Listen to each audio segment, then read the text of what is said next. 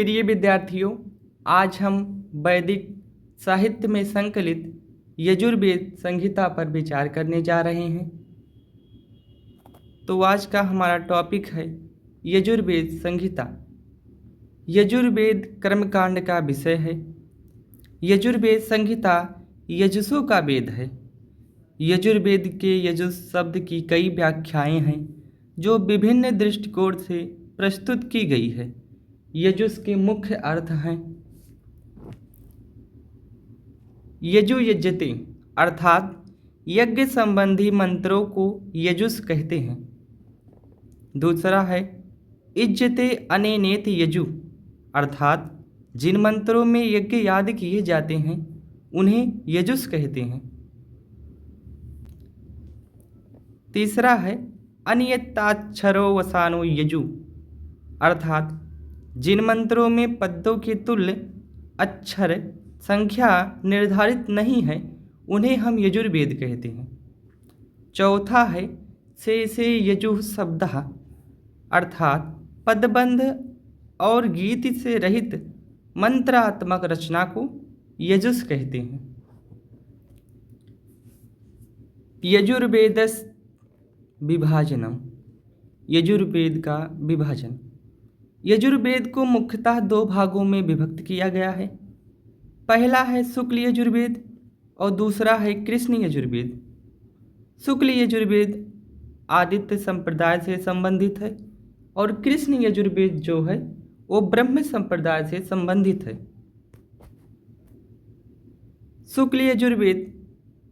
शुक्ल यजुर्वेद में दो शाखाएं हैं।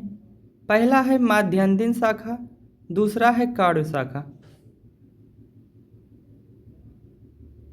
तो पहले हम माध्यान्दिन शाखा पर चर्चा कर लेते हैं। माध्यान्दिन शाखा को वाजसनेयी संहिता भी कहा जाता है। वाज का अर्थ है अन्न, सनि का अर्थ है दानम। माध्यान्दिन शाखा में 40 अध्याय हैं, 1975 मंत्र हैं। यजुर्वेद में अक्षरों की संख्या 2,88,000 बताई गई है, जो कि शतपथ ब्राह्मण के अनुसार। सौत्रामणि स्तोत्र वाजसनेयी संहिता में है। इस शाखा पर उपलब्ध भाष्य का नाम मातृमोद है। शुक्ल यजुर्वेद की दूसरी शाखा थी, वह है काण्व शाखा, जिसमें 40 अध्याय हैं, 2086 मंत्र हैं। इसमें वाजसनेयी संहिता से 111 मंत्र अधिक हैं। इसका विभाजन 40 अध्याय, 328 अनुवाक और 2086 मंत्र हैं। काण्व शाखा का विषय है विभिन्न यज्ञों की विधियां और उनमें पाठ मंत्रों का संकलन। कृष्ण यजुर्वेद की 4 शाखाएं हैं। पहला है तैत्तिरीय शाखा, दूसरा है मैत्रायणी शाखा, तीसरा है कठ और चौथा है कपिष्टल।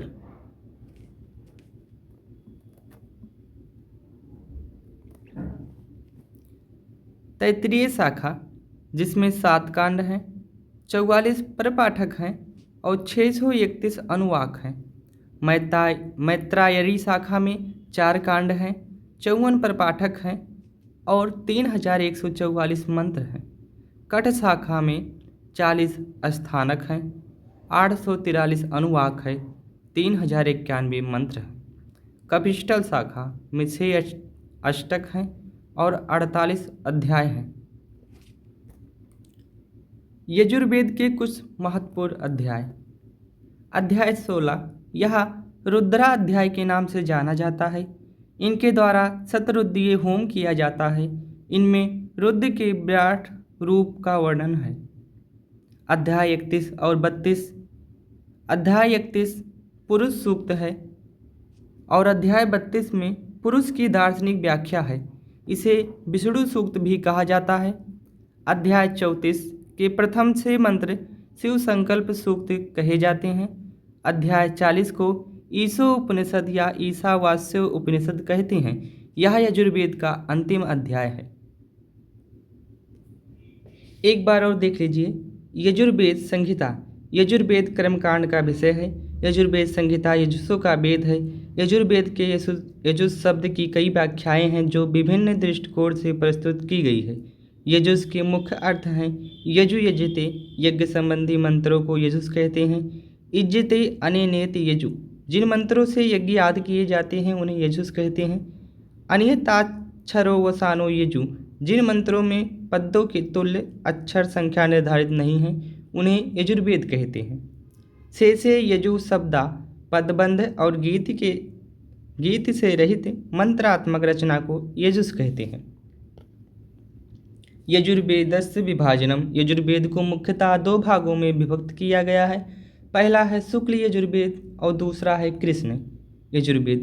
शुक्ल यजुर्वेद आदित्य संप्रदाय से संबंधित है। कृष्ण यजुर्वेद जो है वह ब्रह्म संप्रदाय से संबंधित है। शुक्ल यजुर्वेद में दो शाखाएं हैं। पहला है माध्यान्दिन शाखा, दूसरा है कौड़ शाखा। कृष्ण यजुर्वेद को चार भागों में बांटा गया है। तैत्तिरीय, मैत्रायणी, कठ और कपिस्टल। यजुर्वेद के कुछ महत्वपूर्ण अध्याय 16 यह रुद्राध्याय है। इनके द्वारा शतरुद्रीय होम किया जाता है। इसमें रुद्र के विराट रूप का वर्णन है। अध्याय 31 और 32। अध्याय 31 में पुरुष सूक्त हैं और अध्याय 32 में पुरुष की दार्शनिक व्याख्या है। इसे विष्णु सूक्त भी कहते हैं। अध्याय 34 के प्रथम 6 मंत्र को शिव संकल्प सूक्त कहा जाता है। अध्याय 40 को ईशोपनिषद या ईशावास्योपनिषद भी कहा जाता है। यह यजुर्वेद का अंतिम अध्याय है।